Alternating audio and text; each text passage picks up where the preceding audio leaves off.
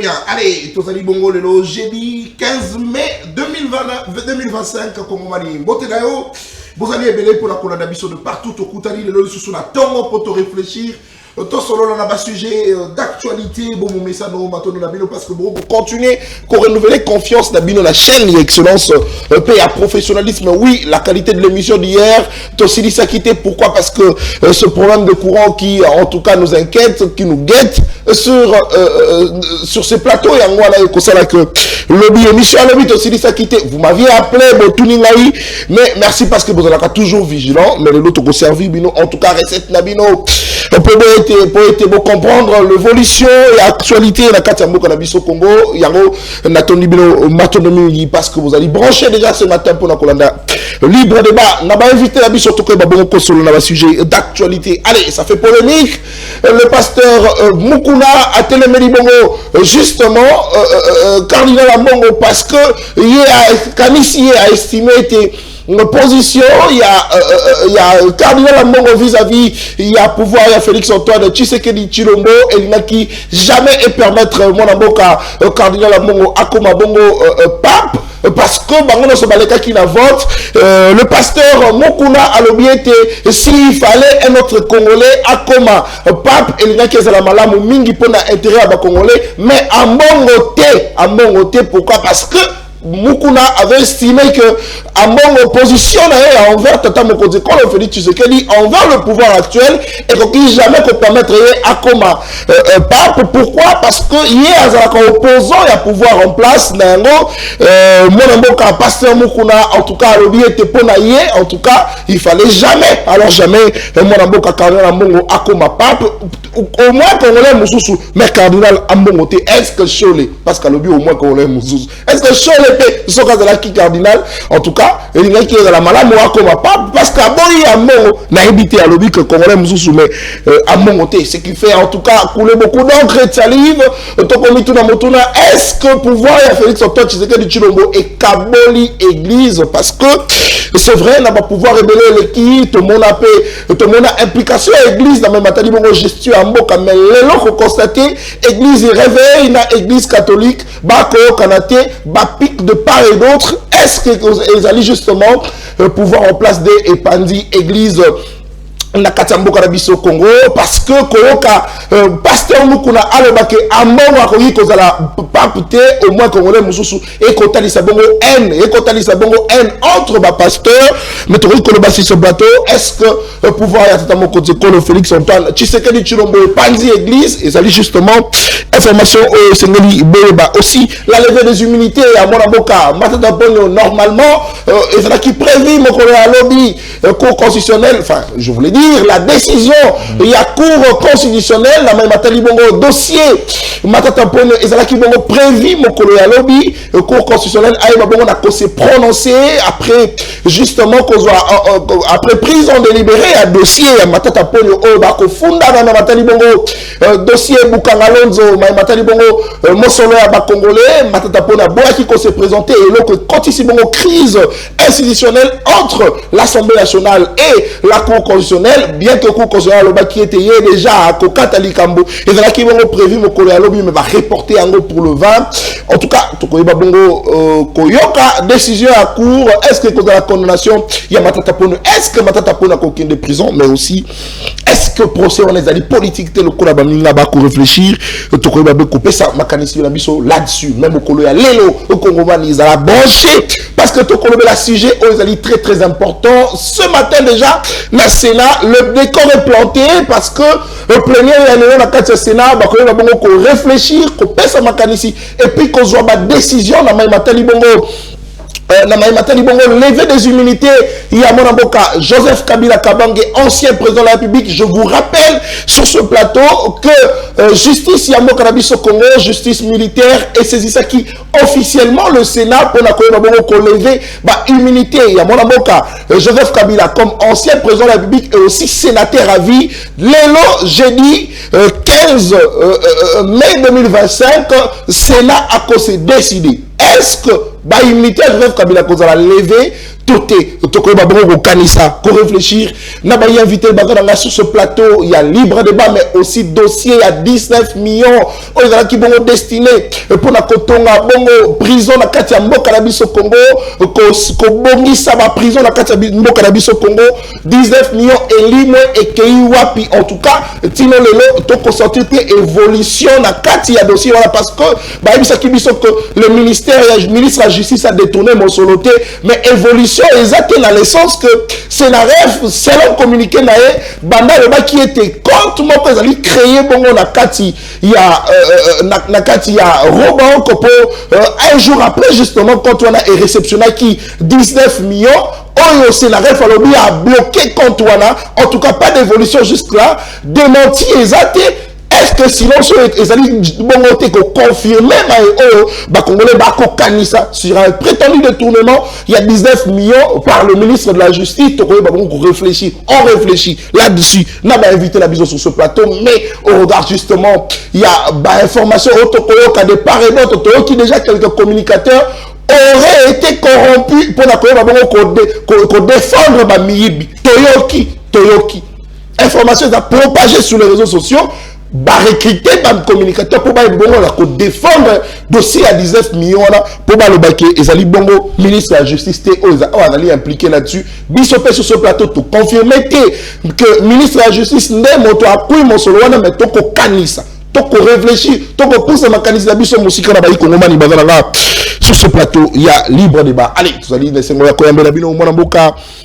Benoît Mwamba wazali bongo moko ya balobeli nakati ya lingomba union sacrée de la nation tozali na mwana mboka Martin Balela wazali bongo moko ya bayi opposant farouche ya régime via Félix Antoine Tshisekedi Tshilombo appelé affectueusement Martin Fayoulou, justement au regard il y a je dirais au regard il y a pertinence nae na lolenge ya ko kanisa ya ko telemela justement radicalité nae na ki na loba envers pouvoir ya mwana mboka Félix Antoine Tshisekedi Tshilombo mwana mboka Ben Bia azali sous na bisolongo azali bongo moko ya bakambi pe balobeli ya lingomba politique alliance pour le changement ya mwana mboka Jean-Marc Kabunda aussi enfin sur ce plateau tokoyeba bongo ko yamba mwana mboka Dominique Mbaya okoyeba ko région d'Abisso dans quelques minutes mais qu'à cela n'était Abisso tokobanda échange patriotique réflexion analyse débat contradictoire 1 heure d'échange d'abay Kongoma di bazana ngelongo mwana mboka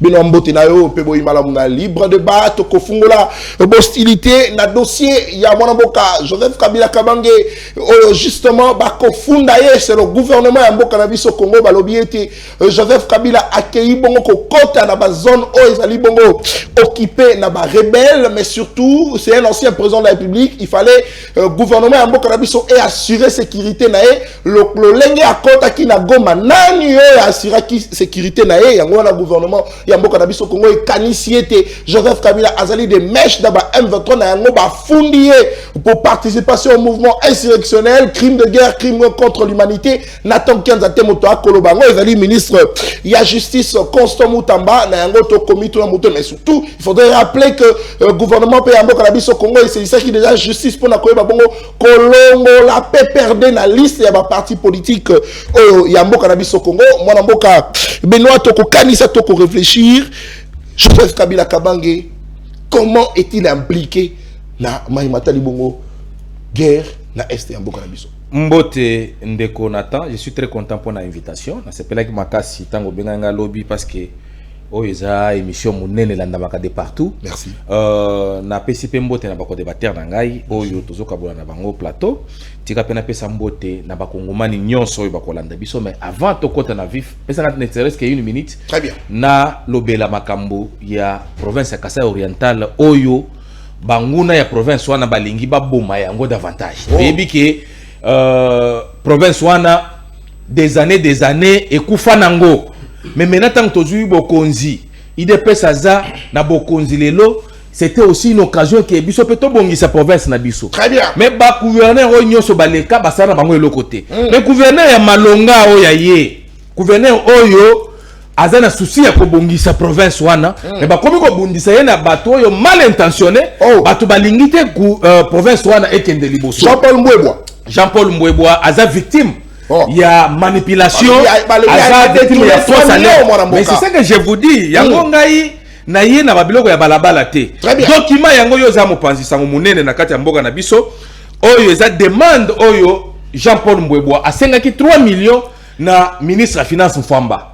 Tango komeli ministre, bien sûr, le gouvernement central, il fallait payer ça. Mbongo wana pour le fonctionnement ya province parce que boyebi ke province wana recette penza ezate comme tel. Iba ekufa ba société nyonso ekufa recette ezate. A komeli ministre Mfwamba. Ministre répondre mukanda ya accès de réception ya sollicitant une subvention de 3 millions de dollars. Et puis après ça, la rubrique affecté au projet ci-après. Acquisition des équipements agricoles pour 1,5 million. Acquisition de véhicules, 500 000 dollars. Oui.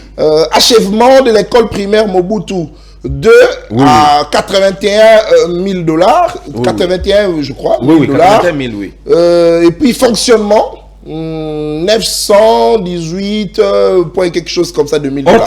Mais maintenant, au moni ba rubrique oyo.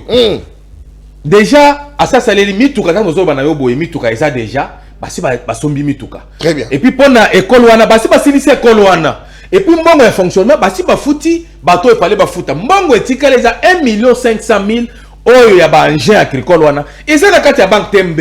Mais je ne comprends pas pourquoi bateau badingité province wana kende liboso ba komi koloba ke o a détourner mbongo. Donc il y a député provinciaux ba longoli ba béquier déjà quelques députés ont manipulé par bateau ba dirigeant province ba kokate province wana. Nde ba manipuler 14 députés provinciaux oyo bandimaki ko na pona commettre en accusation mwana mboka Jean-Paul Mbwebwa. Moi je pense que Jean-Paul Mbwebwa kende justice a déjà prêt pour la Cour de cassation a démontré na ba pièce contre pièce pour que Ndenga Zawana il faut à la kisa opinion que mbongo wana ali yangote mbongo saleli province et puis etikali ezana kati ya caisse. Merci. Allez, toi avancer.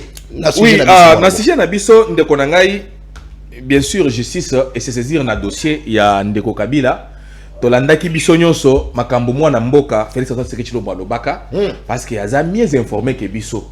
Alobaka que Joseph Kabila c'est AFC. C'est-à-dire il était parce que tant que Tozwaka Bokonzi, il se fréquentait régulièrement. Yo Zachary Semono yebi. C'est-à-dire ceux qui a lobby que AFC c'est Kabila, il fallait tondima. Mais là on ça il fallait tondima. Non mais non. Et là on ça prouver. Non, j'ai dit fallait tondima pourquoi? Parce que là on ça que tondima yango ezanini. Tomoni ma sortie médiatique ya Kabila. Tomoni Kabila en Afrique du Sud à lobby na lobby. Yé muto bandaki kolobake M23 aspiration non, ils ont rebelle à son époque. Avant M23 c'est les Rwandais. Mais maintenant qu'on a commis aspiration, il y a des Congolais. Kabila comme côté là M23 AFC. C'est là où les Congolais bataillent le comment Kabila au côté là-bas. Ce qui veut dire que Kabila a eu du makambozo les cas. En dehors de ça, comment Kabila au dans la zone, bien sûr, ils ont parti en Mboka na biso, mais est-ce que les lots de Nangaï balé la na Goma, na minito ya okendete parce que la zone moko est occupée par les rebelles. C'est pourquoi biso au regard ya nyonso na tomonike Ndeko Kabila azana même mise sur ce qui se passe dans l'est de la République. Mais là on donne ba élément nyonso té. C'est pourquoi justice a se saisir na dossier pour que yé mutoza na ba élément à mettre la disposition ba Congolais total que non tala élément o yezo la que Kabila azana M23 azana AFC tala ba élément ezaboy. Ce qui est coupable Kabila est justiciable le quoi biso nyonso ba ko sambisa ye et puis ce que ko katela tout mo ba ko katela ye. Ce qui est coupable c'est un citoyen congolais ba ko tika ye ya ko zala libre. En dehors de ça, parti politique peut perdre ceux qui sont suspectés. Pourquoi? Parce que vous voyez que la plupart des gens AFC, la plupart des gens sont composés AFC. Et c'est pas membre, pas cadre peut perdre. J'ai dit la plupart, je n'ai pas dit tout le monde. C'est pas que oh moko ya MNC Azakuna, oh moko ya Boya Azakuna. Mais j'ai dit la plupart, ça ba membre ya peut perdre. Maintenant, qu'est-ce qui prouve que Bawe Batikali Awa, bazan connivence na Bawe Bazakuna te? C'est là où il y a un problème. Mais c'est pourquoi justice s'est saisie dans le dossier pour qu'elle en ait là. Parce que bango bazana ba information ko le kabiso, tout que justice ça la musala na ye. Soit qui bango be ozala coupable, ba ko senga na mwana mboka avec PM de l'intérieur, alors on va à créer na bango et puis ba radier parti yango parce qu'on ne peut pas accepter que parti o les en connivence na ba groupes armés, ba o bazo boma ba ndeko na biso du jour au jour, ba continuera toujours ko poser ba acte na bango na mboka na biso.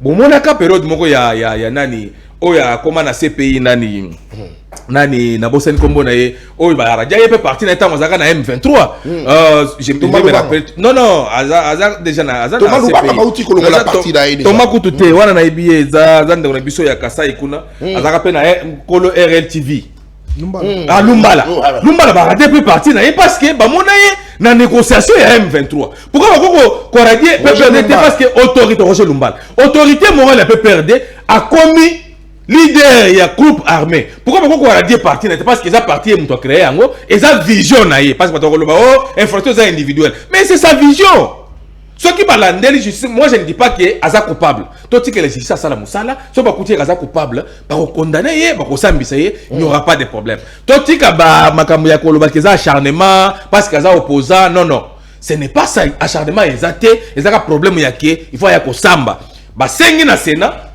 balongole imité lelo oyo tu koloba déjà que lelo oyo il faut ba statuer sur ça ce qui est kosimba balongole imilité Kabila aya kosamba il est congolais comme tous les Congolais aya kosamba. Merci beaucoup. Allez, 7 minutes chacun. Bona première prise de parole. Est-ce que le Sénat a relevé à immunité il y a Joseph Kabila toko banza toko réfléchir toko kanisa na ba imboka bazana ngelongo mona mboka Martin Balela mbote na yo pe boy malam na libre débat même temps d'antenne 7 minutes pour faire analyse de fait le PPRD na KTFC Joseph Kabila ke Goma Joseph Kabila na Kigali Nania Sekiriza qui est nyonso wana ba ko reprocher justement famille à Joseph Kabila politique justement à Joseph Kabila ke ba ali de mèche na ba M23 parce que selon mon mboka Benoît la majeure partie bongo il y a Bakongomani il y a PPRD bazali bongo na kati il y a AFC est-ce que tokoyi koloba lelo que le Sénat et koyeba bongo ko lever définitivement ba immunité à Joseph Kabila au regard justement ya ba fait au ba ko reprocher. Moi Namboka Nata merci pour l'invitation na pesi mbote na bandeko toko kabola na bango plateau mbote na ba ikongomani nyonso ba sepelaka komuna ya bango Martin Balela centenaire de la République tika na profiter na micro na yo parce que pona ko dénoncer mabe ce que ezali faut biso to dénoncer mabe ezali na ndeko moko to ko benga ingénieur régional ya Kin Ouest ya régie des eaux ndeko wana moto ko kamba koto e parti na biso to bengi yangalema au moins 80% des quartiers angalais mandeko nangai et baby kaka na régie des eaux pourquoi bationyo so bationyo so ya régie des eaux ezali kaka ya kotoboka maye ko couler partout presque toutes nos avenues ya commune angalema ezali ko beba na maye ya régie des eaux nanya koki ko lukela biso solution ezali ndeko to ko benga ingénieur Raymond Matundu mpaka ndeko wana zali incompétent toko senga na bakambi ya mboka toko senga na ba autorité boluke na biso solution bo meka ko changer ndeko wana parce que commune na biso ngalema e ko beba toutes nos avenues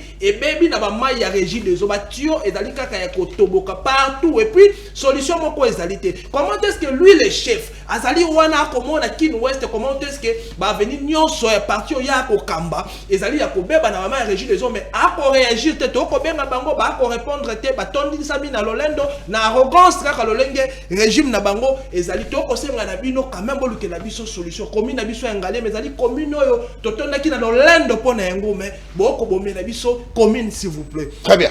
Kozonga na motuna na yo mwana mboka na temps et que ça la passe bien que to ko zoba menace mais to ko continuer ko analyser parce que ezali mboka na biso soki ba ko kanga biso to ko lemba pété na pensée d'ailleurs na ndeko na ngai Merley vous place azali ndeko nzambe abatela yo vraiment to ko to espérer que to mona yo lisusu ndeko na yo ki réflexion ndeko na ngai beno na ki passe na motema na qui passe et matinga et comment est-ce qu'un Congolais a comment à niveau à raisonner pour juste pour défendre le régime juste pour à se payer ça va individu on va faire quelque part bah pour talayer non ndeko il faut tout comme à niveau à réfléchir république et non les individus s'il vous plaît ndeko nanga ibenoa ça c'est la honte lobby régime na mine ko kende ndeko okosuka wapi na ba réflexion ya boye et ben là tu es qui on a régime passé les lois tu es babimaka sur libanda te genre ba réflexion comme c'est moi mboka Benoît s'il vous plaît.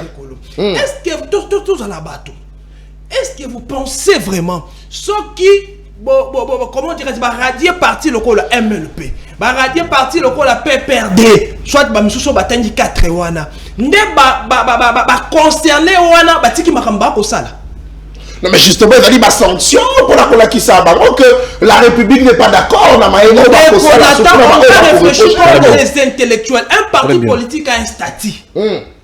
Les individus ndeka kate ba engagé ka parti. Donc ali na statut pour représenter comment est-ce que parti est marchaka. Très bien. Vous comprenez? Donc il y a déjà que ceux qui président soit autorité morale azalité, parti azali gérer na secrétaire, ceux qui secrétaire azalité ainsi de suite ndenge parti ko salama. Ndeko Kabila oui, ceux qui azali initiative na yé, soit yenda azali autorité morale mais parti on a pas perdre. Ezali composé na Joseph Kabila yé mon côté. Très bien. Comment est-ce que vous allez priver d'autres Congolais droit tout devoir na bango ya ko faire partie na parti politique moko boye ya ko se manifester peut-être désir politique na bango Congolais va ko faire beto na masino azali membre ya PPRD na idée ya Kabila selon bango nde ba ko accuser rapport ezani na kati parce que nous te lokola ngala azali membre ya PPRD soit ya MLP tous exemple lokola ndeko na ngai Patrick Tinda azali secrétaire ya MLP parti ya Franck Diongo na enfant que donc à sala na maître Tindo azali avocat un paisible congolais rapport les awapi lorsque vous solution pour radier parti le col MLP au moment que vous frappez ba innocent na décision mon quoi azali injuste il faut cibler l'individu et non le parti. Mais tant que parti les ali mon colo na ngondé à côté rébellion il faut la parti politique surtout il faut rappeler que bien na bango pe ali c'est réfléchissons maintenant comme des donc le parti politique et ali le col avec qui bien ya moto wana s'il vous plaît na membre ya famille na yé membre ya famille ya Franck Diongo to ya Joseph Kabila na membre ya parti politique na bango na ko soutenir mingi na ko soutenir moninga en vrai cœur. Petit frère Franck Diongo, na membre est parti Franck Diongo. Na ko ma piste de soutien de Franck Diongo na makambo Franck Diongo akosala. Ce qui bon banda déjà ko kanga, soit bo banda ko frapper Franck Diongo na ba biloko na ba bien il faut bo banda frapper alors ba famille na bango. Oui, moi je dis parce que là qui a Franck Diongo a ko apporter plus de soutien que membre parti. Moi membre parti le ba ko longo na parti, mais là ka Franck Diongo longo là ka Franck Diongo té. Donc réflexion les a trop bas. Il y a un radier parti parce que moi quand il est parti soit président est parti wana a faire partie a soutenir soi-disant pour soutenir le groupe rebelle parce que jusque là preuve mon cause tout le monde a tâtonné jugement soit saisi de bien ça après un jugement de konangai parce que qu'est-ce qui prouve que bandeko wana réellement bazali na kati ya makambo bango ba ko accuser bango et puis eloko oyo ekenda eloko lorsqu'il y a un procès ceux qui balingi basa la saisie basa la saisie na eloko ezali na rapport na likambo moto ko sala admettons na wuti ko commettre crime na utiliser ki muntu ka pona mandoki na ngai moto ka wana ne ba ko kanga ceux qui Mercedes même ceux qui nazaki na Toyota mso ezana ndako ba ko kanga Toyota te j'ai utilisé ka Mercedes pour no commettre crime na ba ko kanga ka Mercedes. Très bien. Comment est-ce que nous avons combien de niveau n'avait dit 5 minutes ou quoi bon bokangi toutes les 5 voitures parce que ils avaient bien non ça se passe pas comme ça tous à la quand même battu et puis et là comment on a réfléchi à Makasia Kabila a dit qu'à protéger tes na immunité au fallait au bas au Sénat. Il y a une loi où on protéger Kabila Makasi le la loi portant fonctionnement des anciens des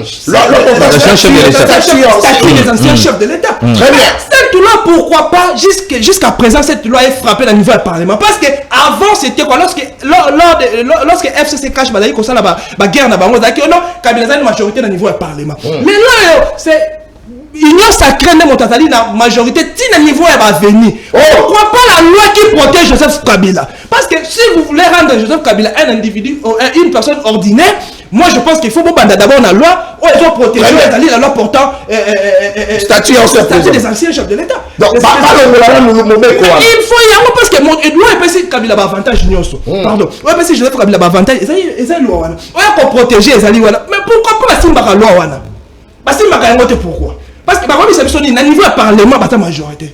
na niveau ba quartier baza majorité na niveau ba rue baza majorité ba aussi ba loi wana te pourquoi ba rue de bis baza majorité bana nyosa ya ba charge ba mituka wana baza ka bato union sacrée pourquoi loi wana ba toucha ka yango te ba ouais ba on a vite compris que loi wana ba ko ombela ngo moto moko ba ko ombela ngo moto ba ko ombela ngo parce que c'est réellement loi wana ba ko ombela ngo moto et là le bosso fait ba bando frapper moi parce que la loi ko apporter ba avantage na gens ka merci beaucoup Ali 7 minutes paye na mon mboka ben bien et to ko poser rapidement émission na biso parce que c'est important d'en parler, c'est important de revenir ba ko rappeler que le Sénat ba ko se décider na sort ya mon mboka Joseph Kabila Kabange oyo justice militaire ya mboka na biso basengi lever des immunités ya Joseph Kabila comme ancien président de la République, mais le sénateur à vie, Sénat qu'on s'est décidé. Ça va nous connaître, est-ce qu'on s'est décidé? Ça va nous connaître, est-ce qu'on dit, maman, on a immunité? Je voulais, na tribalisme, mais parce que récemment, tout le monde, Basala qui, campagne, c'est pas moi, réunion, ou quoi que ce soit, quelque chose, il y a réconciliation, il y a Katangé. Joseph Kabila azalaki na kati Moïse Katumbi azalaki na kati bakatanga ebele pe bazalaki wana esalamaki na katanga kuna réconciliation bakatangi est-ce que kuna bakondima bongo balongela immunité à Joseph Kabila azali tribal na pesi ka réflexion mon mboka Ben Biaï même temps hôtel 730 pour la première prise de parole là au sujet il y a levé des immunités à mon mboka Joseph Kabila. Merci beaucoup mon mboka Nathan matondi mingi na invitation pour mon kolo ya lelo na pesimbote na bandeko tozo kabula na bango plateau pamba ete tika avant na kota vraiment na détail ya moi makambo belé par rapport à question oyo tunaki na lingaki na soulever point moko ozalaki très important. Vous savez que tango ba mama na biso bakendaka zamba swingi bango azu mokumba akeko bota. Normalement, comme on a toujours dit que la femme a droit à donner naissance, mais la femme n'a pas droit à donner la mort. Alors, dans le Canabiso Lelo, tu dois se rendre compte que non, la négligence est comme une mingi, tu n'as pas secteur où la négligence est cause à la terre. Imaginez-vous qu'une dame qui tombe enceinte, qui garde sa grossesse pendant 9 mois, a comme il n'a pas si à Kobota, à qui est un hôpital pour Bota. Le docteur, lui donne rendez-vous à Ibissé que non yaka là même dans l'hôpital. L'obin à 5 heures déjà na koya pour Bota. Mais le docteur se rend compte que non accueilli. Alali maman Nazemi, Alali vit qui a commencé déjà à terme. Mais docteur a eu 14h30, 15h. Maman wana, moi na le boumou à Kofi. La question qu'on s'est posée, il n'y avait pas des infirmiers dans l'hôpital wana. Point d'interrogation. Il n'y avait pas d'autres médecins dans l'hôpital Ouana. Point d'interrogation. Et aujourd'hui. Le médecin, cause de la coca qui a attaqué la musique pour payer sa orientation à l'infirmière. Cela fait partie. Cela fait partie de. Il y a la négligence, il y a le secteur, il y a l'hôpital belé dans la ville province à Kinshasa. Dans ce secteur, la négligence est comme une mingi. Aujourd'hui, le docteur Moko a comme le rôle enseignant. Le docteur a 7 hôpitaux à Salar. Ceux qui a sali à 1 heure, le a sali à 2 heures. Ceux qui a sali à sali à. Et puis, horaire d'abord est comme compliqué. Docteur a commis Koboula. Docteur a commis Koboula. Il y a 7 hôpitaux. 207 quantités à maintenant, imaginez-vous, Lélo, maman wana kende Kobota, donc nous souhaitons mes condoléances na Libota wana. Moi, na Koufi. Le docteur arrive à 15h. Ce que le docteur fait, il y a importance aussi à Kaka. Et sa papa ou non, veuillez m'excuser. Veuillez m'excuser. Veuillez m'excuser, mais qu'on répare sa moine dans la bonne. L'hôpital Saint-Joseph connaît et ça là dégâts ma casse dans niveau limite. Il a dit l'hôpital Saint-Joseph et ça là dégâts ma casse dans niveau limite. Gratuité à maternité. Gratuité à maternité Zali, mais les autres quand c'est no solo. Quand j'ai toujours frappé fort dans l'hôpital, c'est l'hôpital Saint-Joseph.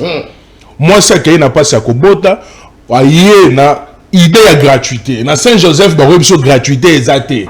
C'est les infirmiers là, bah docteur, je me suis gratuité exactée. De infirmier, bah médecin, bah voter le chef de l'État. Voilà. Le gouvernement a foutu à Bango, c'est parmi les hôpitaux, il y a gratuité à maternité. Bah oui, sur maternité exactée, et puis on vous fait signer des charges. Ce qu'on dit qu'on signe des charges. Bazu moi si na zemi baboti sié na souka ba miselo facture au fouti. Ce que boy aussi miselo qui. Moi-même j'en ai victime. Na mona ba papa na ba maman ba na basi na bango na passe en bota ba bima na butu. Imaginez-vous dans l'hôpital Saint-Joseph ba kotika bino butu. Bokei. Awa gratuité à maternité et Zalagati. Très bien. Nous interpellons le directeur général de l'hôpital Saint-Joseph, le médecin directeur. Ce qui est ordre dans l'hôpital Nayote, liwa moi na wana peut-être alingaka zala o alingaka sauver même beaucoup na biso. Très bien. Liwa moi na wana alingaka zala moi moko alingaka zala peut-être bénédiction na famille na ya tata na yene ya maman na ye. À cause ya médecin na yo irresponsable, à cause ya médecin na yo médiocre, à cause ya médecin na yo que ça la makambo na ye na ba sous maman na ye. Oh le à 5 heures, il y a 14 heures et puis moi na wana connaître mort. Et c'est genre et de puis après s'excuser. après s'excuser le comme malamu ya ko senga eza excuse. Oh ya moni important ko senga. Vous la médecin na maï. Boka oyo na moni il faut que na on délivrance mais délivrance to que na on pasteur nini pour tala na mokuna a réparer na no ba dégâts ya sala na chibola te mais le comme ko s'attaquer l'église catholique. Non l'église na chibola. Moi si il y a pasteur associé à l'église na ye. Oh est-ce que mokuna lelo hasard exemple quand vous regardez ce monsieur là comme ça as exemple le monsieur qui a bouffé l'argent du PPRD ici, le monsieur qui fait même petit bitina qui pose toujours na maman Olive, aujourd'hui ce monsieur là vous a donné des leçons, le monsieur qui n'a même pas encore arrangé avec Dieu. Oh. Il n'a même pas arrangé avec son église, le Lochibola, qui m'a qu'il y a poto. Oh. Ah mais oui. Aujourd'hui, il y a comme qu'on peut se dire sur les sons de ma campagne catholique. Na catholique il y a que ça là. Est-ce que l'histoire Chibola, il y a solo. Il y a le couta. C'est la vérité. Vous pensez que Chibola na nenya zaleli akokai ko leka na tando kaka boye abana koloba et le moment zaleli pour salir image. Mais non. Il doit d'abord commencer à réparer d'abord avec Dieu. Parce que aujourd'hui tout ce qui est chez Bima et Zalaga. Les alliés. Et puis il y a des gens qui gardent ça. As un exemple était. Atika ko tsaba confiner dans l'église catholique na. Ah bon ça on a nzambe na bosoto na yo asala na chibola. Soka bonzi ko zelo moi malam makasi. Tout les alliés makasi. Très bien. Allez, pasteur Mokuna topesi mbote na libre débat. Tokota sikola sujet mona boka pour aussi dire ça 7 minutes now. Toki. Ndeko tika na yebisa yo ke les théâtres où tous vivre na mboka o za loko la pièce théâtre moko ya au moni batu basangani basale théâtre na bango ba pesion ko mo union sacré et puis ce ko ba ko sala ba scénario na kati ça auto mona na ma PPRD ce que tout le monde connaît union sacré. Est-ce que vous avez de preuves que Kabila était à Goma? Ils vont vous dire oh non Steve Wemby avait tweeté. Oh ah mais c'est le nid qui preuve Steve Wemby c'est le nid qui preuve ba mazana ngoya. Ce que tout le monde est-ce que Kabila na Goma? Pourtant Steve Wemby a été qualifié de rebelle. Akoyebi Sabino le journaliste Steve Wemby avait tweeté. Donc la République démocratique du Congo s'est basée sur le tweet de Steve Wemby pour maintenant dire confirmer que non Kabila était à Goma, il est derrière l'AFC. Voilà la manière dont le pays est dirigé. Il y a un que le président de la République est mieux informé. Donc le président de la République est mieux informé dans le tweet de Steve Wemby. Oh. Ah mais oui. Ils se sont basés dans le tweet. Quand Steve Wemby a tweeté, c'est à ce moment-là que Chabani avait pris des décisions au bidon pour qu'on suspende le PPRD. C'est dans le tweet que tout le monde avait pris des décisions contre le PPRD. Constant Moudam. Mais ce n'est pas normal sur base d'un tweet. Mais dans le tweet, nous avons bien réfléchi. Oh, nous avons bien réfléchi. Oh. Nous avons entendu. Nous devons voir. Il avait dit ça. Mais nous avons vu. Non, il n'est pas kabiliste. C'est un patriote, c'est un nationaliste. Il réagit par rapport aux effets. Il a réagi à un sentiment. Il y a tout le monde n'a chabanité. Oh. Mais oui. La République démocratique du Congo, ils ont dirigé dans le sentiment, dans l'émotion, dans l'émotion,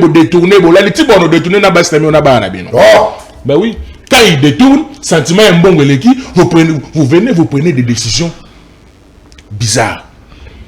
Vous suspendez, bonjour d'abord radier PPRD. Qu'est-ce que le PPRD a à faire dans Maramba Est? Si vous radiez le PPRD aujourd'hui et que vous condamnez Kabila aujourd'hui, que Nanga va laisser Goma et Bukavu ainsi que d'autres territoires. Si aujourd'hui vous radiez le PPRD, si aujourd'hui vous condamnez Kabila entre guillemets qu'il est derrière l'AFC, M23 et tout, c'est ce moment-là que Nanga va ainsi que Nabissi Mwabakotika Bagoma Nabukov Naba territoire Nyon Sobazwaki. Il a dit moi de pression mon amour. Non, papa. Non, au contraire. Basa komi kote na libulu. Bon la cohésion nationale. Vous cherchez la cohésion.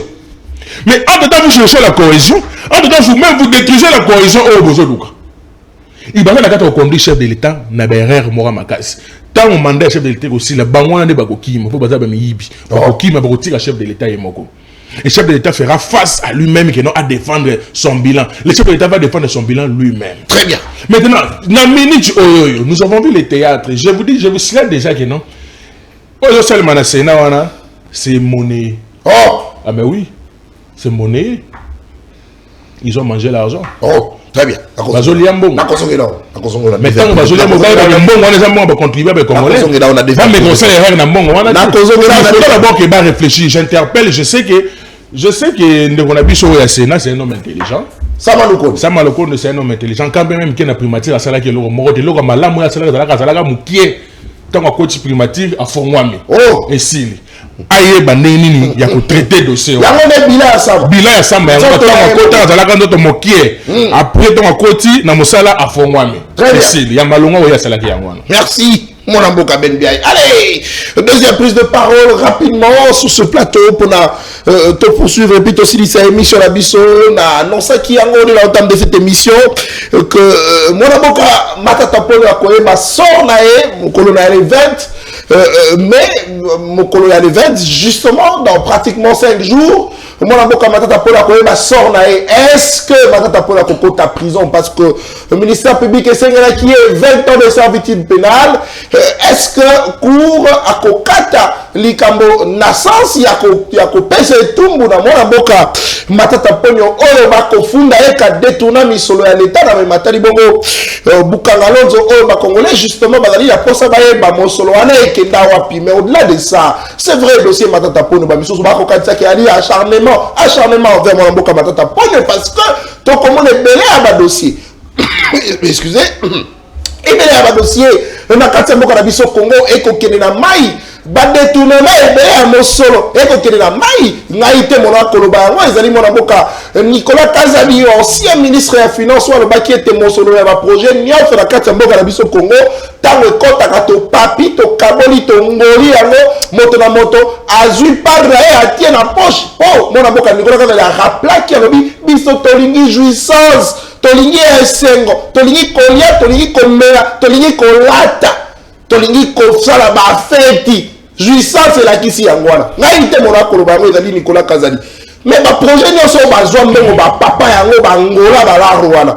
Pona limité balandela kabango parce que to consenti ku consoler ti énergie mingi na mata de bongo dossier ya matata ponyo. Mais ba ti peu énergie na ba dossier mosusu pour établir biso qu'il y a transparence et justement la même mata de bongo ba décision à justice à Mboka na biso Congo matata ponyo ko ba sort na dans 5 jours est-ce que koko ta prison ou pas to ko ba bongo zone na to réfléchir là-dessus mais sur ce plateau deuxième prise de parole to ko réfléchir na dossier na même mata de bongo 19 millions ya mbonga congolais 19 millions, il y a des Congolais qui sont wapi. Toyoki qui bazui ba communicateur, ba tie bango monsolo pour ba défendre. Est-ce que le ministre de la Justice est impliqué dedans dans ce dossier voilà 19 millions. C'est la rêve Tino Lelo, nano à remettre en cause des documents où il a publié qui. C'est la rêve de l'immobilier d'institution. Oh, il y a un fort, un monsolo à l'État, il y a un monsolo à Congolais. C'est la rêve de 19 millions. Et ça logé la Kati. Il y a Nakati contre mon compte à Kati à Roban. Il y a bloqué. Mais Tino Lelo démenti exact. Est-ce que tu peux confirmer? Donc on réfléchit. Moi, je Benoît, vous avez dans Maloba. Mais la prise de parole, oui, merci beaucoup. Au moment que Bango Bazami Balé, il fallait que un peu moins minutes. Nazolanda Ndeko Nangai Balela a yebi bien que Tozaka na la majorité na tikala jamais ko côté la X ou Y. Et puis Tozana a yebi que na tikala jamais Kolanda ba homme politique si pour ba pesa ngai bonbon mais pesa ngai biscuit. Ngana ya ko analyser par rapport à ba fait. Très bien. Na côté li mututé, ce qui to lobby que PPRD a impliqué parce que d'abord autorité morale naie a suspecté.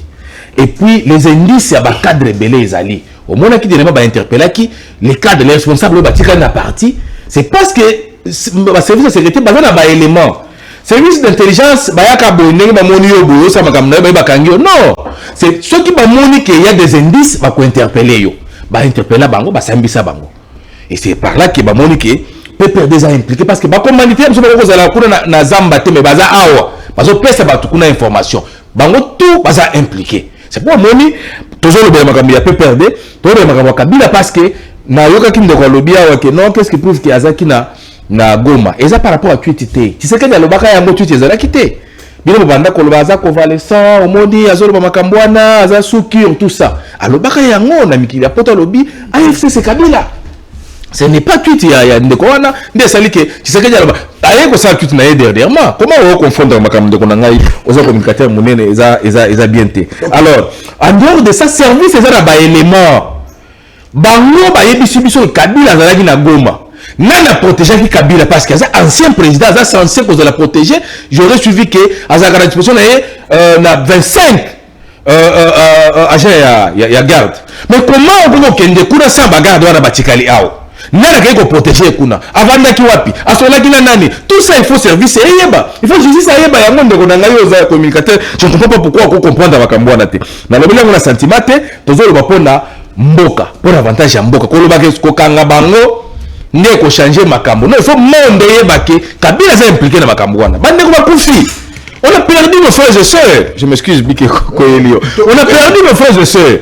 Alors on va que tout le monde dénoncer que aza parmi bato bazo boma ba congolais kuna. Ba no baté justice et se saisir na dossier parce que ko changer l'autre côté. Non.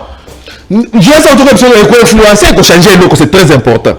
Alors, na zone yeli mutuna ndeko na ngai matata kozala Arozala Barokangae, bien sûr.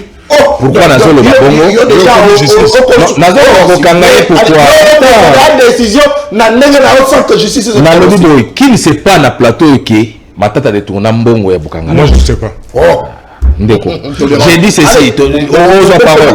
Qui ne sait pas que Bukanga Lonzo Mbongo et Bima et que va détourner Yango? Ok, bonne question. Biso Nyoso to Yebiki Matata Pelazalaki. Premier ministre, Matata Pelazaki, ministre de la finance, Abandaki ko joue intérim à finance, sur Stoyebi. C'est-à-dire, nous, ce programme, nous, ce Bukangalozo, et Zalaki, n'a ma boko ya Matata Pony. Mais qui ne sait pas que mon Bukangalozo est un université à Kindo? Qui ne sait pas ça? Non, mais qui ne sait pas ça, Ndekonangaï? Université Mapon. Nalobi, hein? Nalobi, qui ne sait pas que Mbongo est Bunga parce que jusqu'au jour d'aujourd'hui, Bukangalozo et Kangama, Angers exactement monter nous sur Tekama, qui ne sait pas que Bukangalozo Mbongo et Bimaka, plus de 200 millions de dollars et Kenda porté disparu. Qui ne sait pas ça? Et tout surtout qui est là, tout surtout tout moni université est tongami na Kindu. Tout moni banzela est tongami na Kindu. Tout moni ba éclairage public est tongami na Kindu. Ton le baté parce que ça Matata Pogno. Ou bien parce que ça opposant. Et ça acharnement tendeko. Il faut Matata Samba. Ceux qui a causé la coupable ba ko kangaye. Super congolais azaté. Même ba Nicolas Kaza dia lobby. Ngana lo baka lobby na média na lobby. Nicolas Kaza di peut pas interpeller yé. Aye bisabiso. Mbongo ya projet bakabaka banani. Pourquoi ça exemple est sacré? Pourquoi moi je demande que justice est interpellée épée? Parce qu'à lobby, mbongo ya lampadaire, na mbongo ya forage, biso to banda ko zela 1039 forage to moni yangote. To banda ko zela lampadaire to moni yangote. Mais ya la muki akena média lobby, mbongo ya projet de makatoka bola canal. C'est ça aussi la grande question, faut to tuna banani bakabola mbongo ya ba projet na Nicolas Kazaki. De même pas même toujours tout fait, il faut battre pour les bisebiso mbongo ya Bukangalozo et kenda wapi. So di bango nyonso na ba Nicolas Kazadi. Na ba matata ba détourner mbongo ya ngai na ya yo za ba faire na yo ofuta kampako. Yeza ba faire na futa kampako. Eza mbongo na biso. Chene futa kampako. So di eza mbongo wala ba détourner yango, bakanga bango je ne sais pas mbongo. Je ne parle pas seulement de Matata, je parle aussi de Nicolas Kazadi. Na Nicolas Kazadi tino lelo na zali inquiété. Tozo senga ba interpeller yene to senga ba interpeller Matata ba interpeller Kabila ba interpeller ba nyos oyo ba impliqué le makambo mabe. Tozo senga ba interpeller Nicolas Kazadi qui est avec nous dans l'union sacrée.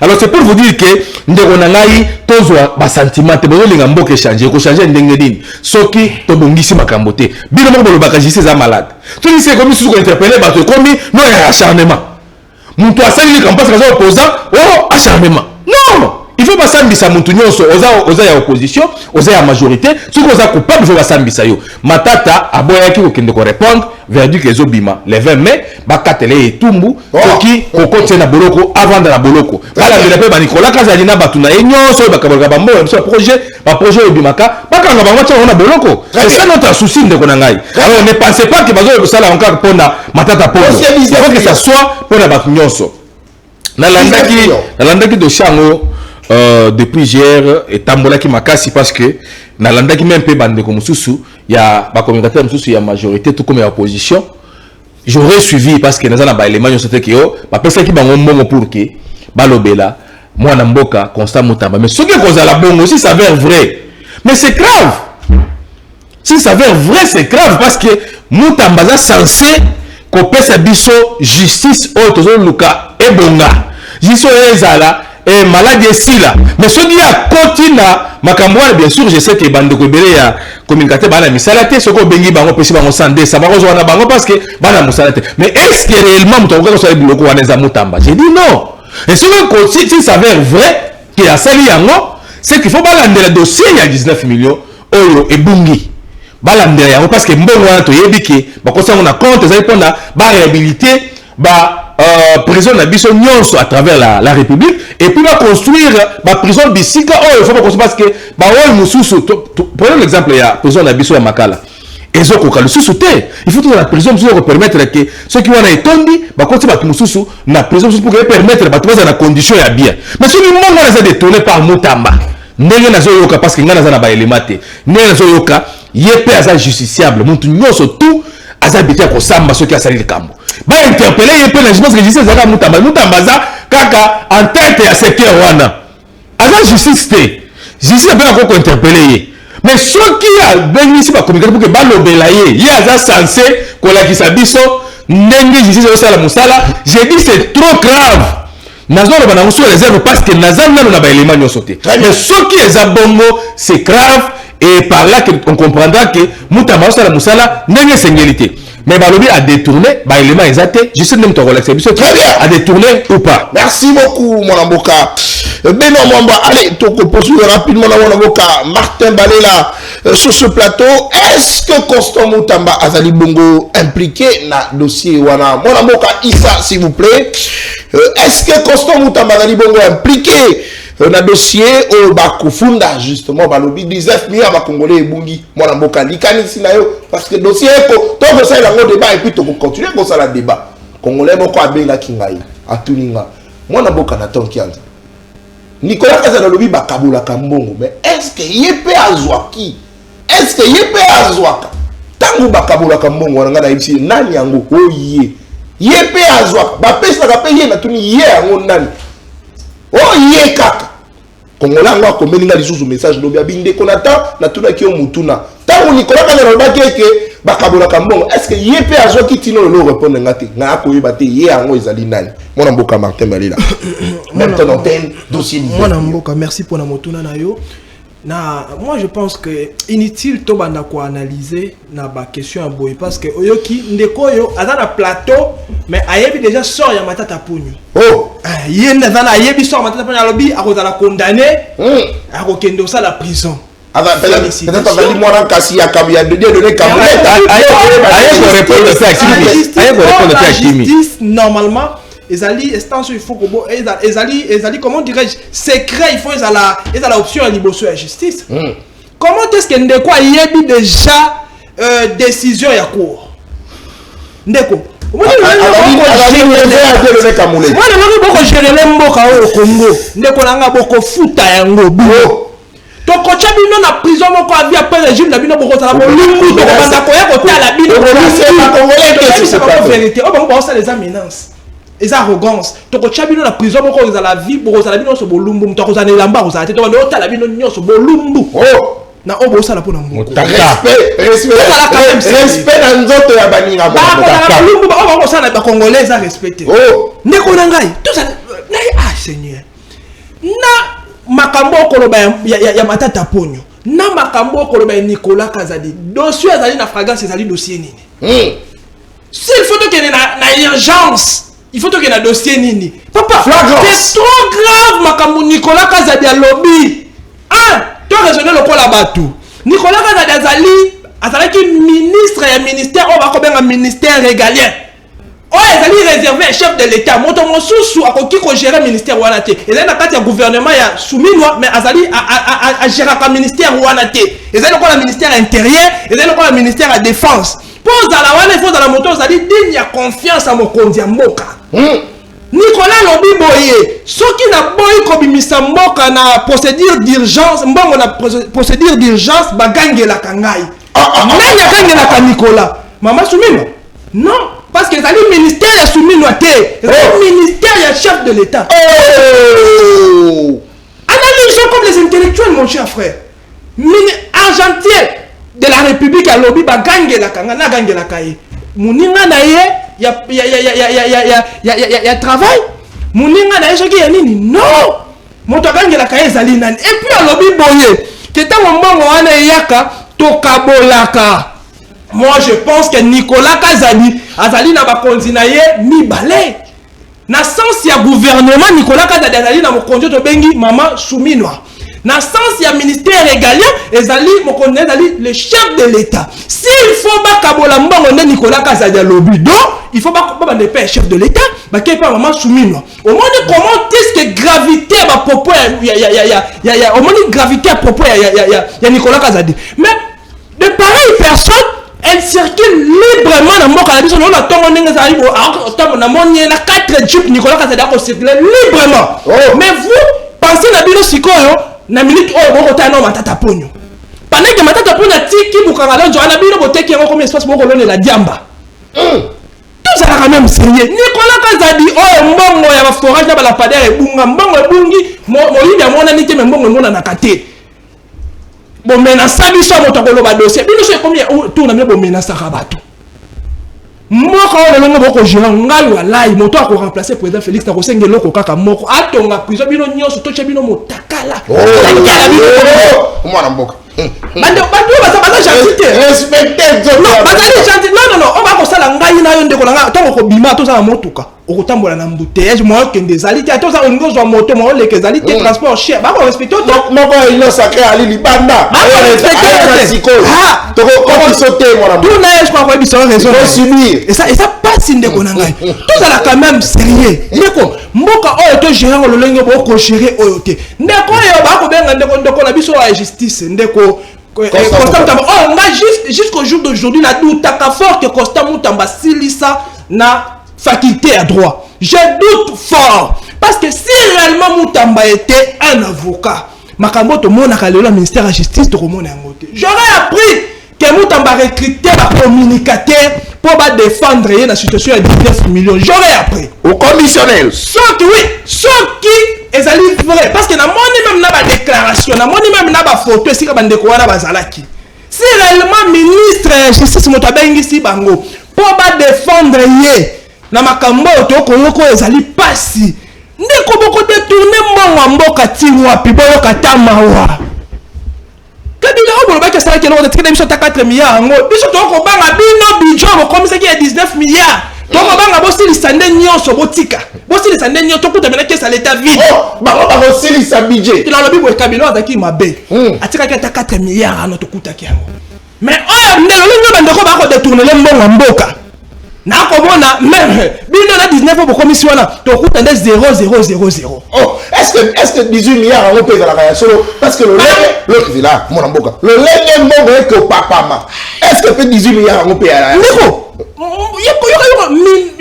yoko ministre finance alobi mbongo soko bimi biso to kabolaka na to lingi jouissance ndeko parce que ko sani na plateau pe la ko défendre nani ko défendre Félix Antoine Tshisekedi ndeko boza modi allez si vous non il y a politique la spiritualité parce que nous sommes comme bandana spirituel mboko za ba lumba ba kufeli so ba ndeko ba ko sakana biso boye o mande baye abaza l'aise ba ko défendre bato ba ko nyoko la biso yoko bato papa élégance c'est ça que la moto ko nyoko la yo ba ndeko ba ko tshela biso poison moko spirituel ba boma biso molimo déjà ko kufa etikali ba nzoto ekufa bandeko ko mona oyo ndeko boko kama ba congolais lo nini boko gérer mboka na biso yo donc les autres la muki na to boko sala bino beta la ligue des champions ba détournement donc pour le ministère de la justice ayo ki ministère de la finance pas détourner qui il y a le ministère de la justice abinga pena beta non 19 millions lokola Real a 15 ligues de champions. Non, lobi na kende to ki kuna pe na ije kuna ba beta ki ya bango ligue de champions ba détournement il y a sacré boko bomba biso jo muke boko bomba biso kobanga na ngeza ka bo vidende caisse à l'état mboko akozanga même réserve de change mboko na lolengo boko détourner mbongo mboka ndeko boya ki mission pesa nini ba ki nini ba ki mission mission nini ya ko détourner mbongo mboka keso nzambe na ngai nzambe zali ni mbongo mboka ndeko matata ponyo te mais bokanga no ba miyibi oyo ya bino. Comment est-ce que le régime mobimba par rapport nyonso IGF à sala tindi bato wana na justice bato nyonso bazaka ba innocent mais bon c'est ce que j'ai l'ingé ta sala mosala et puis pas ça ko sala mosala malamu mais pourtant rapport nyonso justice lobby moto wana azalaka bato wana nyonso j'ai l'ingé ta tindi kuna bazaka ba innocent c'est là le veut dire j'ai l'ingé ta sala ka ba enquête na mabe mais beaucoup misaka ya toujours. Oh, régime nini nzambe ndeko zo na parole pardon. Pardon. Merci. Allez, à 10 minutes il est très élégant. Mon mboka Martin Balela. Allez, il nous a rejoint sur ce plateau. Mon mboka Dominique Mbaya. Vous allez la retard qu'il faut subir. On a prise de parole. Mon gros PC, 7 minutes à Pamba ici. Embouteillage. Est-ce qu'embouteillage n'a même na tiango? Est-ce que ndeko na tanda acha embouteillage na barabara? Ngaïta. Pouvoir. Il faut subir. Allez, 7 minutes. On peut sa lecture de Fenayo, dossier Joseph Kabila. Tout le monde qui a déjà. Il faut Sénat à Fanalelo. On a décision. Est-ce que Bakolongola ba immunité na est-ce que accusation contre Joseph Kabila lui fondé Yami Balé Matatamponyo a collé ba décision na le 20. Est-ce que dossier Matata Ponyo ali politique té lokola ba biso su ba kokanisa ba biso su ba lobi té ba Nicolas Kaza di pays fallait ba la interpeller ba ko interpeller bango seul Matata Ponyo c'est qu'il a li bon dossier politique enfin aussi d'ici la même Matata bon dossier à 19 millions to koyoka bo détourner lisusu ndeko balé la biboya ki papa boya ki mission otoni boya ki émission té mais boya ki mission. Oh, film, mission impossible. Mais bien, comment ça va possible? 24 heures chrono. Très bien. 7 minutes. On peut essayer lecture de fait Maton Domingue ndeko mopandisango tant na koti ndeko nga Martin alobi belé mais pouvoir où yazo finga lelo et ça pouvoir à défendre ilobi même pouvoir. Oui. Bon. Elle a dit déjà que azana cohérence stabilité politique exactée parce que lorsqu'on s'engage dans la lutte politique, ils ont la vision oyo tolandaka. Ils ont la idéologie oyo adiraka na yango. Vous comprenez? Ceux qui ont lobby à défendre le même pouvoir, les lois y a badi finga sur le même pouvoir, ba congolais ba na ndaku, ba comprendre que avec la cohérence té. Na Rolanda été, je m'arrête là. Dossier té na Rolanda été. Dossier Joseph Kabila. Dossier Joseph Kabila. OK. Joseph Kabila, en tout cas, est un dossier très technique. Je ne sais pas si peut-être on a des juristes ici dans le plateau. Moi, je n'aimerais pas tout ça analyse d'une manière terre à terre. Pourquoi? Parce que Kabila, Bazo, accusé d'un chef d'accusation. Il y a mis les makas koleka, crime contre l'humanité, tout. Alors, le problème c'est quoi? Il y a chevauchement entre des articles. Article Moko, na la constitution na biso, et puis article 8, article 8 la loi portant statut d'un ancien président de la République. Très bien. Maintenant, na article 8, il y a loi portant statut d'un ancien président de la République élu. Or, na constitution na biso, article 8, il y a loi portant statut d'un ancien président de la République élu. Oyo bazolo bakuna ezali makambo yo bazolo banakati ya constitution na article 167 si je ne me trompe pas 167 168 si je ne me trompe pas On dit quoi? Déterminer modalité, il y a poursuite, il y a Mokonzi Mboka Topé, Premier ministre. Par rapport, il y a Bambeba Ouagozala Asali. Bazalo Banini. Balobi, l'article 8, il y a loi portant statut d'un ancien chef de l'État élu. Bazalo Banini, Balobi, dans pour ne crime, ou bien effet, il y a exercice, la fonction. Or, ce qui est dans la constitution, le chef de l'État, Azalina, acte ou Aposaka, comme président de la République, Azapena acte Moussou Aposaka comme un citoyen normal. Vous voyez, cela veut dire, ce qui a signé par exemple, ordonnance, maintenant, surtout à ça, la chef de l'État d'une manière officielle. On comprend. Mais tant que balobi, en dehors de l'exercice de mandat, ezali, au moment où, tant que agir, beaucoup le président de la République, dans notre exemple, moko a géré cette qui a lobby, imaginons que Kabila Ke Kobe Tabale, dès que le président Félix Lelo, à qui peut-être Kobe Tabale, Nakata Kobe Tabale, on a Moutokoufi. On comprend. C'est ce qu'on appelle en dehors de l'exercice de son mandat. Mais par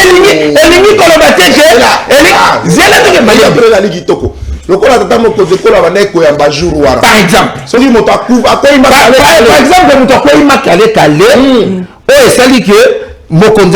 peut-être Azaraki impliqué directement. On comprend. S'il faudra poursuivre coupable, c'est alors qu'il va utiliser l'Owana Balobi en dehors de l'exercice de son mandat. Toi, tu es maudit, hein?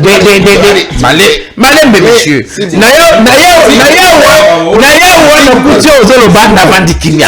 Sois quand même élégant.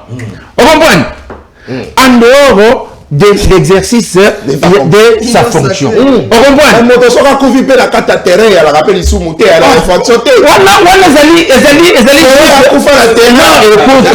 C'est juste une illustration. C'est dire, après le capé Kanda, à Betipe Mouto Koufi. Très bien. C'est un débat. On comprend. Alors, pour Nayango, et ça, premièrement, qu'on réunir des chambres en congrès. On comprend. Pour le moment, on a poursuivre. Mais ce qui mouton assis à longo déjà Mokonzi Mboka. On comprend. Article sénateur à vie. Statut naye Yangoana. On comprend. Le roi Azali sénateur à vie. Azali qu'on jouir. Namibe qu'on surtout Oyo. Ezali voilà, ezali ko accompagner les sénateurs. On comprend. Raison pour laquelle moi Mboka, ministre de la Justice, a sengi na Sénat lobby bolongola ye militaire azali na yango. Pourquoi? Parce que comme un ancien chef de l'État élu, un président de la République qui a fait 18 ans dans ce pays, il ne pouvait pas se donner les leaks. Il y a aussi Mamandouki pour ne pas renverser même pouvoir pour lier mon corps à installer qui d'une manière légale, cela veut dire passation pacifique du pouvoir. Il y a pouvoir. On comprend? Comme il dit pacificateur, il y a ni tout. Mais voilà par la suite là où il atterrit. Alors, Batou, Bazouamokaka acharnement. Mboka, ezana ni beko, Mboka, ezana lolenge, etambolaka. Au sali mabe, atteint comment on défendre des athées. Bah ça n'a jamais une bête Mboka pour défendre de l'impunité. Donc, il y a le Dominique Aza peut-être juriste était. Aza mesure, il y a pour juger, il y a pour analyser loi malamoute. Alors, on a ça la ligne, on a Jimandoke, na comme va congolais. Analyse on a ça là yo, ezali angaité, ezali analyse, il y a pas juriste. Très bien. Pourquoi? Parce que c'est là. Donc ça veut dire clé à ezali au niveau il y a en dehors de l'exercice de ses fonctions. En dehors de l'exercice de ses fonctions. Merci que tu vas comprendre de tes angoisses. Très bien. Balobi te que tant que c'est le mot Mokonzi Mboka. Avant pendant qu'il est en fonction, ce qui a commettre acte, voilà pourquoi il faut premièrement réunir des chambres en congrès. Très bien. On comprend. Il faut réunir des chambres en congrès. Voilà. Parce qu'à l'origine, voilà. C'est dans ce sens-là. Donc, Bandeko, Bayawate, Namakambu, Yorokuta, pour nous proposer ça, Bakongomani. Très bien. Alors, on comprend. Qui est le gouvernement,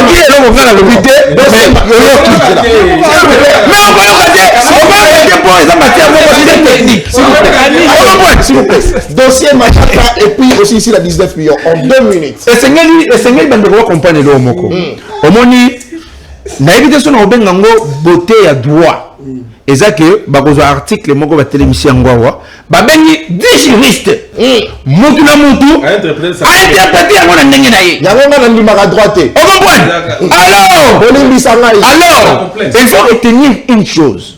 Juge Tangwazo Katalikambo, juge Akataka yango kolanda makambo batu balobité. Premièrement, zo kata yango par rapport à conviction na yimo. Voilà.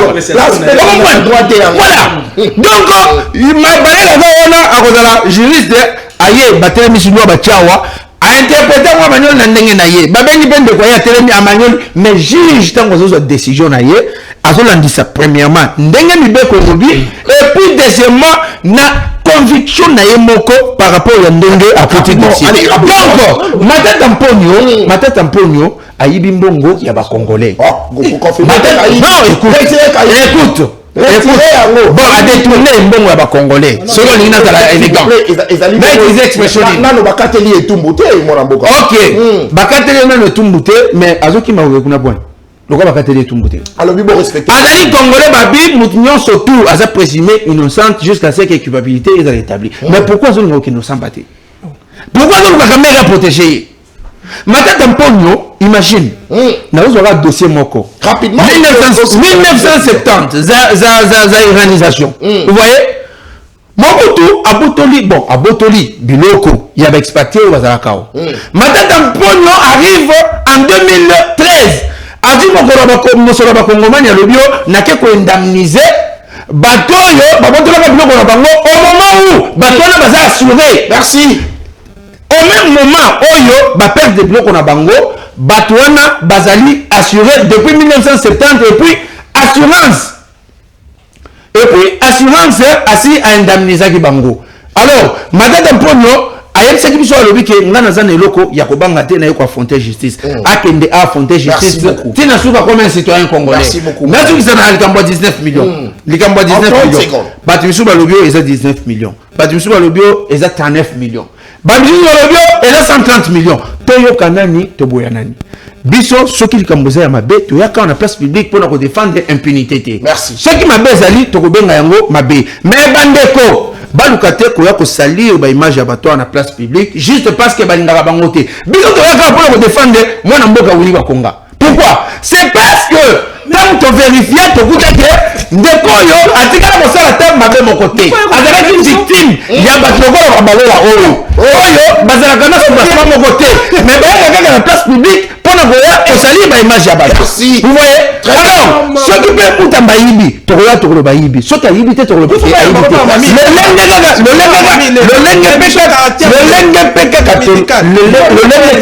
le biawa wili bakonga atikala police nous le soutenons et puis nous devons rien contraire à la preuve. Merci beaucoup. Allez, très bien. Allez, s'il vous plaît, tolérance Madame Boka. Tolérance aussi. S'il vous plaît, 7 minutes pour la Madame Boka Ben Biaï. Prise de parole d'Asuka. Non, mais c'est logique. Il y a aussi des lobby des fois. Madame Boka Ben dans le lobby des fois. Dans le lobby des fois. Il y a un victime de privé parce qu'il y a un état. Allez, Madame Boka Ben Biaï. 7 minutes, dossier 19 pilotes aussi de ces missions. Merci beaucoup, Madame Boka Nathan. Na outi kaka ko participer na pièce théâtrale na kanisa le ko bengse biso un analyste politique ko bengse biso Muzeki Ndingu deuxième. Oh bah oui. Depuis que Muzeki Ndingu appelle analyse de fait là du reste ba analyse la décision à analyse de PC ça le rôle Muzeki Ndingu Ndinga kumisaka un artiste musicien. Oh malheureusement la commission mututé malheureusement. Donc, l'analyse ça n'a rien à voir et contribuer à l'eau. Au contraire, il a fait juste perdre son énergie pour rien. Vous devez savoir que non, avant de passer dans le plateau de télévision, il faudra d'abord lire. C'est très important. Okay. Lire et s'informer, c'est quelque chose qui est capital. Vous avez un problème.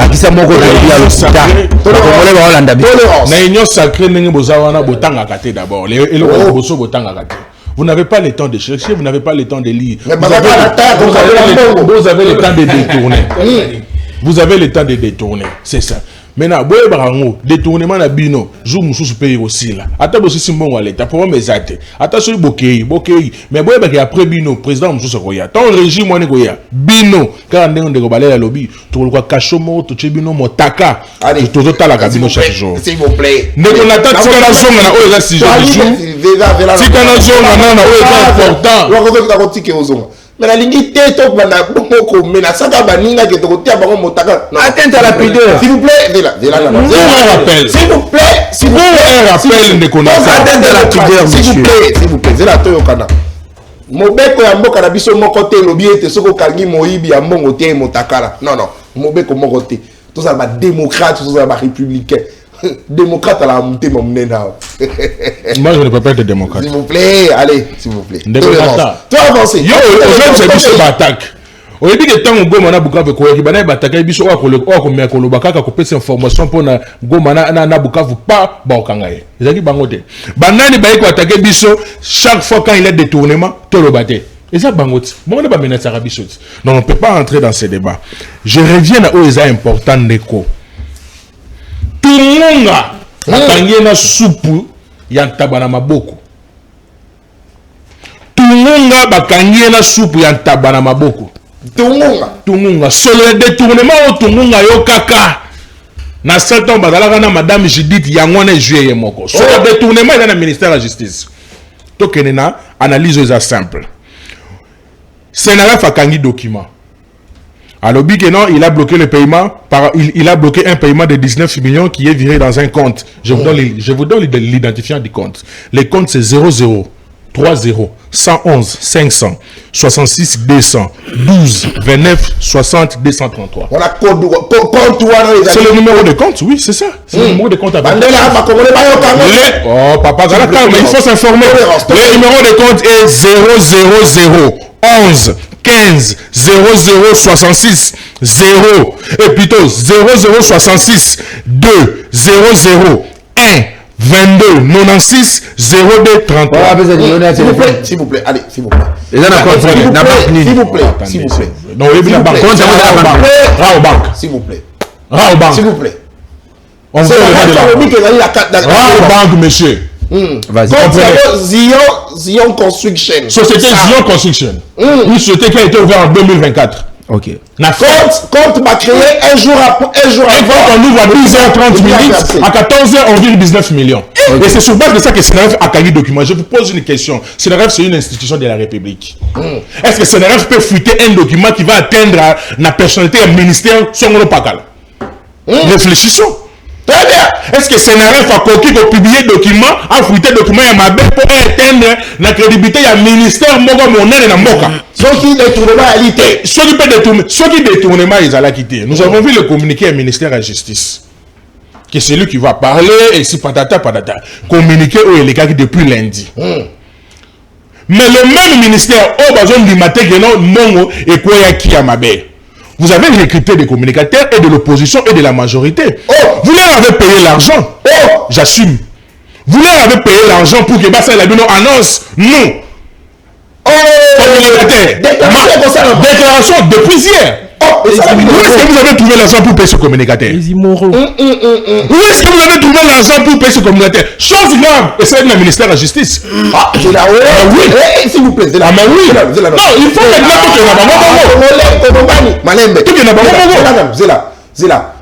ministère de la Justice a recruté ma communicateur. Ministre de la Justice. Je ne dis pas le ministère, je dis ministre de la Justice. Vous avez recruté des communicateurs. C'est une déclaration lobby. Il est dit que vous moqué. Mais le visage de la communicateur, il est là. Tu étais là?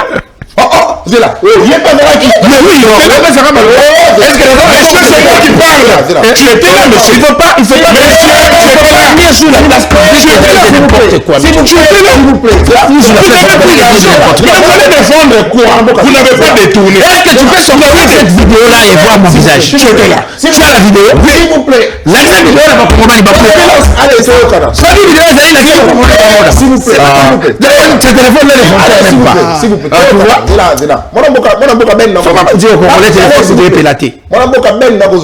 S'il vous plaît, mon avocat Dominique. Ah, il a libre débat. Ouais. moto la kana ngonga na ye abeta kambodi yo toko yo po beti tika pe bani ba une minute na ba tiro pour ani aliaki mbongo s'il vous plaît zela mais avec quoi ça va zela mona mboka ala na kabola ka minute te lokola mosolo ya leto boka bolaka minute pesa bagana ordre allez on va faire parce que le maloba plus une minute ndeko tika ngai na continuer OK tout le monde na ministère ya justice wana ce qui réellement écrivait que tout le monde a mon déjà détourné, il doit répondre à ses actes. Ce qui peut être sur l'hôtel, il sera un homme libre. Mais déjà sur les autres personnes, vous recrutez des communicateurs, vous leur avez payé l'argent pour que passe la déclaration. Place et bomi bino yangoana. Place et bomi bino yangoana. Mais les communicateurs là vont dire quoi? À cause des 100, des $200, vous vendez même votre propre intelligence. Les immoraux. Ce n'est pas normal. Tu es un homme, tu peux encore communiquer même 200, 300, parce que non, on ne voit pas tout le monde à jour. Tout le monde nous a fait l'orgueil ici. À Betakitolo. Mais aujourd'hui, voilà, il est descendu plus bas. Biftek nam no retard. Et Kanyelo. Maintenant, aux alliés incapables de solo parce que le bon on a déjà continué à l'Iboum. Quand on va aller là, le mauvais pays, ça. Vous comprenez? Bon on a déjà continué à l'Iboum. Nous demandons firmer Vonde. Aux alliés ma casse. Dossier en mode. Ah mais oui. Firmer Vonde saisir des dossiers. Ah c'est saisir un dossier. Et ça bon le peuple congolais. Et ça bon le qui on a fandé pour bulo bonjour côté que on a cassé et qu'on a mboye pas bête il y a 3 millions attendez toni banda on a Kinshasa ah mais oui c'est comme moi bête bi bête peut 3 millions na ye attendez toni banda on a Kinshasa akaboli côté on peut toyer na bilo ba bakanza bête 2 millions bête 2 millions 400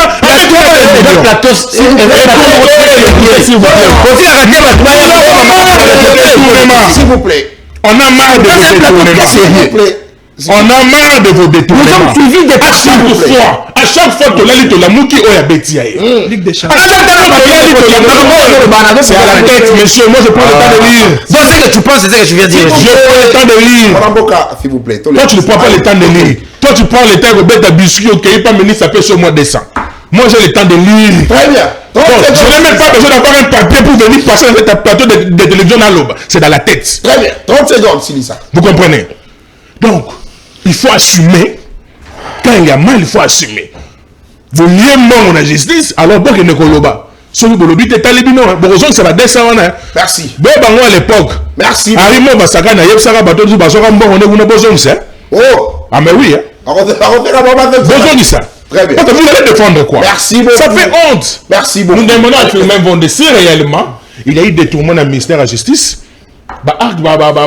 Merci. Il faut que les choses soient établies. Merci. Si réellement il n'y a pas de détournement, mais déjà ils ont fait ça solo parce que depuis c'est la famille ce document à récupérer en côté. Il y a une région. Et monsieur Sili. Et monsieur Sili, papa. Et monsieur Sili.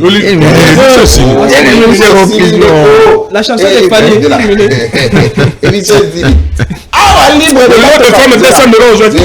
C'est là. Libre de battre au Kabola, la minute, t'es le gros, la Nicolas, s'il vous plaît. Nicolas Kazanalobi, to Kabola Kamongo. Ah, minute, tu Kabola, to Kabola, Bongote, Montazu, Dominique a des victimes. Non, mais il m'a rabaissé au niveau des $200. Je devrais quand même. S'il vous plaît, merci beaucoup. Je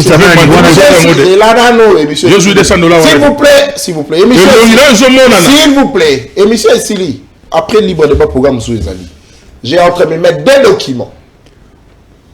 Il y a Liboso. Il y a eu document il y a septembre 2024. Il y a mis par les documents il y a septembre 2024. Moi, il y a les 12 et il y a les 13. Moi, il y a les 12 septembre, moi, il y a les 13 septembre. Il y a Liboso, il y a les documents signés par Mwebwaka pour Jean-Paul, gouverneur. Il y a Kassai Oriental et pas Nangaï. Ce pays n'a pas de chance. C'est là, non. Et il pas Nangaï.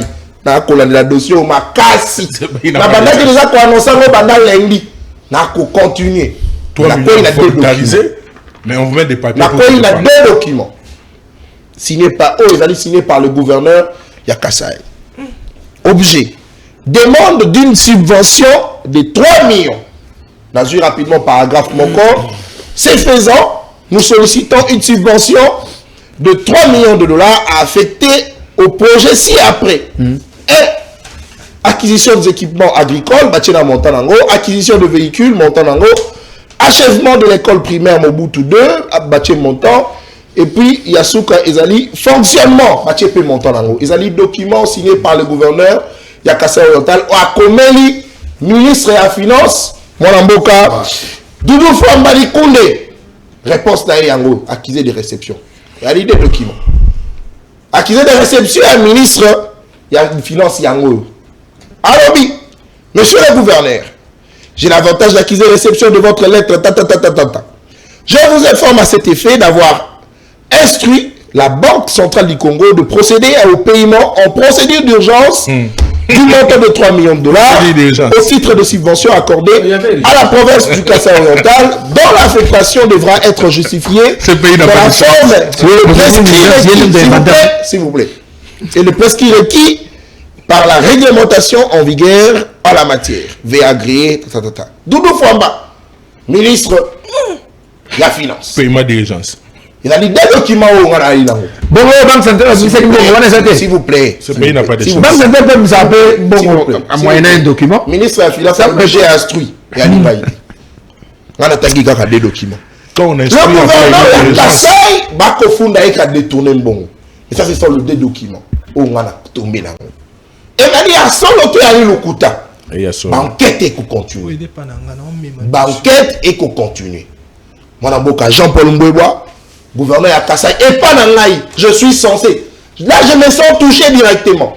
Ce qui m'a dit, gouverneur, il y a province où il y a Aïbi mon solo. Je me sens touché directement.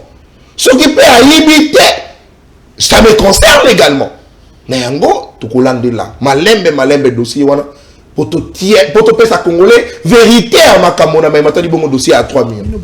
Ce qui a Aïbi, oui, ce qui a Aïbi pété, on doit les lire sur ce plateau. D'ailleurs, ça qui est dossier, il faut des documents déjà. On attend la sous.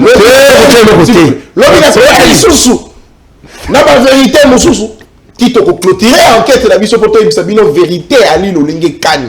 Dans le matin, il y a un dossier, il y a gouverneur, il y a Kasaï oriental, et pas dans là, et pas dans la Chilingue. Na tonga mwanda kumwa muke tangu na kenda kuna na kenda aga kopema. Na kolukanza mapesa nga monsolo na kende kuna na tonga pena ndaka monene o na kokumike. Ce qu'on progresse dans la société il développer que en tout cas et ko sala ngai malamu mingi te.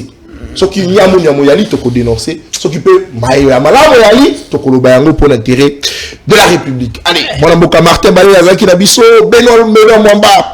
Ben bien, quelle relation Kambouébois et Benoît pour que Benoît puisse avoir ces documents? S'il vous plaît, s'il vous plaît. C'est un document de l'État, ça ne peut pas être dans tes mains. S'il vous plaît. C'est grave. C'est grave. C'est lui la communication qui va avoir ces documents. Mais non, la justice